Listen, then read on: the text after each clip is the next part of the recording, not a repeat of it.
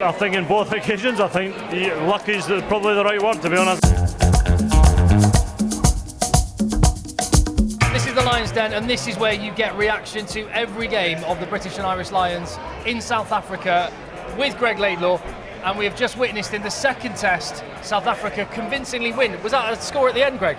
Yeah, 27 points to 9. 27, see, I'm glad he's here. Don't forget to hit like and subscribe. So we're at the Redwood in London Bridge, and I mean, can I just say, life hack, if you get the chance to go and watch a rugby game with Greig Laidlaw, do it, because people just keep bringing you drinks. Thank you, Greig. Yeah, we've done pretty well today, haven't we? We've done all right. South Africa will rightly be absolutely buzzing with that victory. Convincing win. Break that one down for us.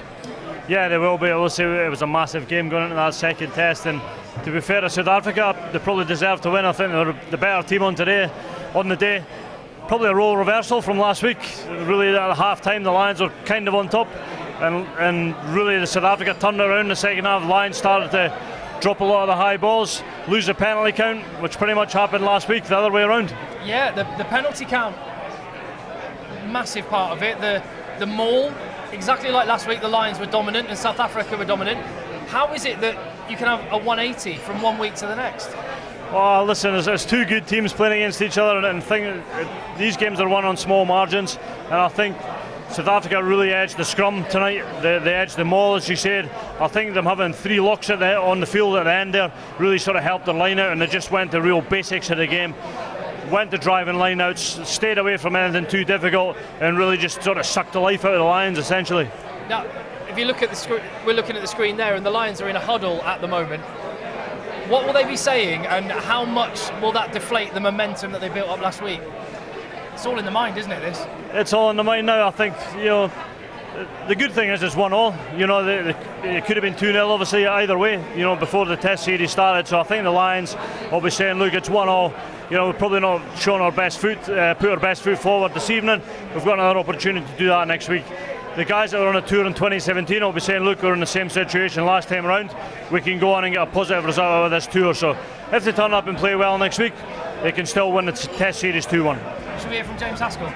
Hi everyone, I'm James Haskell, and here's my review of the second test, the British and Irish Lions versus South Africa. Not an ideal day in the office for the Lions. They started incredibly well. There's a real buzz and atmosphere. The hairs on the back of my arms were going up as I thought we were going to absolutely destroy South Africa, but we had a complete reverse of the first test. We went in at half time, slightly down. We needed a reset. The Boks came out and absolutely blew us away. We didn't get to fire any shots in the second half. So credit to South Africa, they were incredible. They looked after the ball. They got 6 turnovers to 1 ahead of us. They challenged the breakdown in the wide channels. They were a force to be reckoned with in the line out. We sort of got caught like rabbits in the headlights. However, we will come back. There are so many things to improve on. And listen, we had the rub of the green in the first test. They got it in the second test. Every team has a purple patch.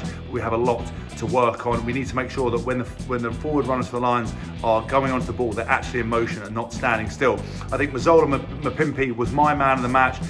Great solo try from a beautiful kick from Andre Pollard to score it, but also his work around the breakdown, his competition, his general competitive edge set him aside, and he had a real kind of head-to-head confrontation. It's all to play for in the third test. There are tempers frayed, there is animosity across the field. All we care about is what happens next week. Tune in to talkSPORT, don't miss it. So that was the thoughts of James Haskell. Greig, your man of the match? I think it's going to have to be a South African this evening. It was a difficult game for the Lions. Cliche was good this evening. I thought he played a lot better than he did last week, but probably Faf de Klerk. I think he gets a nod for the man of the match this evening. I think he's decisive in the fact that, a little kick too for the try. 5 points, 7 points it turned out to be on a night like tonight. There's a lot of points, and he was solid all round, so Faf de Klerk. Yeah, and you know that his position, well, obviously that was where you played. What is it about him that makes him so special and, like you say, have big impacts at big moments? Well, I think he's obviously got an all-round good skill set, but I think he really understands how South Africa want to play. They don't play a huge amount of rugby, but he really sort of facilitates when they do play and when they don't. And sort of Faf de Klerk, Andre Pollard, they're the two that really drive what South Africa do, and they'll be really happy tonight. Convincing winners really in the end, and they really sort of just control that field position.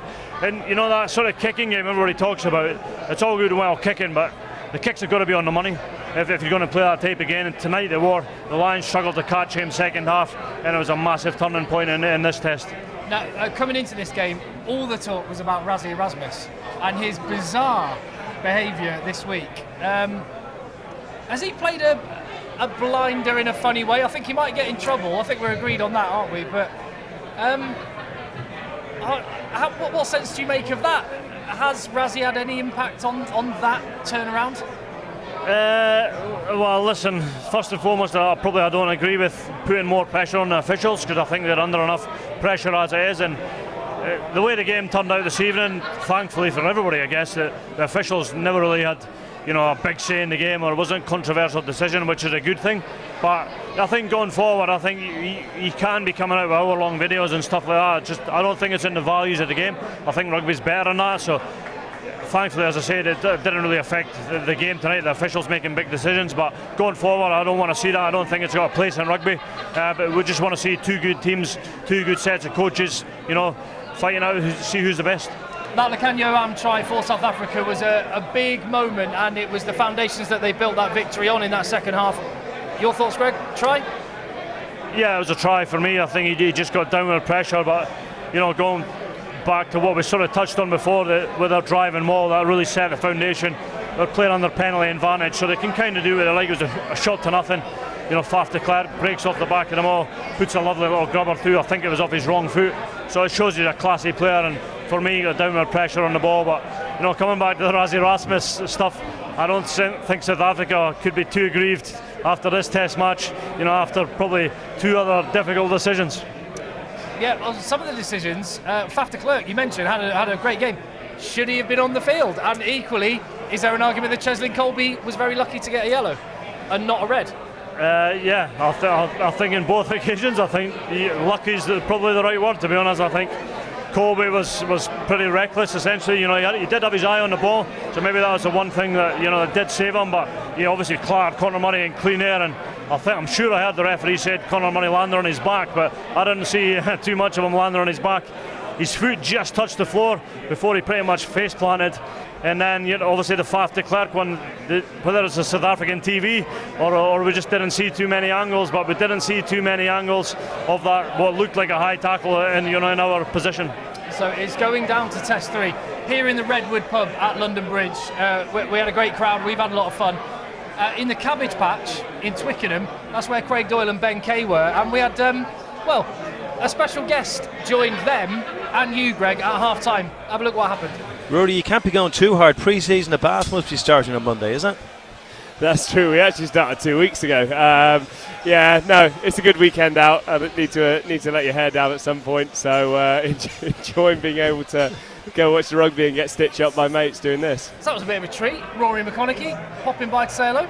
Yeah, we never expected that. So the boys are having fun out just outside the doors there on the stag do, and thankfully the doors are shut now, so they can't get back in. They're having a good old time. I can guarantee that. I think it's going to be a long night for them.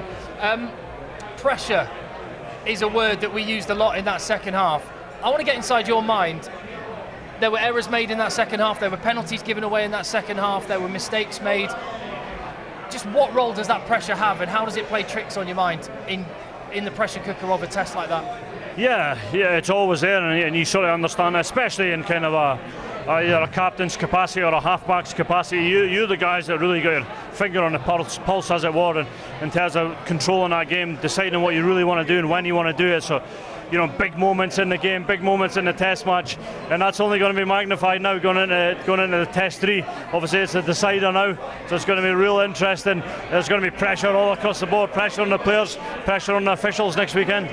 I wish you could see the stag do that is going on outside that Rory McConaughey was part of. But I want to ask you actually, tell me about your stag do or stag do's you've been on, because I imagine being teammates with rugby players, there's been some pretty raucous nights. Oh yeah, mate, there's not too much mercy on the stag do's. I think the abiding memory for me is always the next day when you're pretty much man down for 24 hours. That's I'm not very good at drinking, so when I do go, I tend to absolutely struggle the next day. So that's my abiding memory of stag do's. Well, I know you're heading back to Japan for another season in the Japanese league, so safe trip. Thanks for your time, Greig. Pleasure. Thanks very much. All on test 3. What do you think's going to happen next week? Let's back the Lions. Lions are going to win by probably 3 points. It's going to be a similar game to the first 2 tests, and a lot of kicking, But hopefully the Lions can correct a few things from today and get up in the third test. Well, we'll be here in the Lions Den, the place to break down every British and Irish Lions game in South Africa. So hit like and subscribe.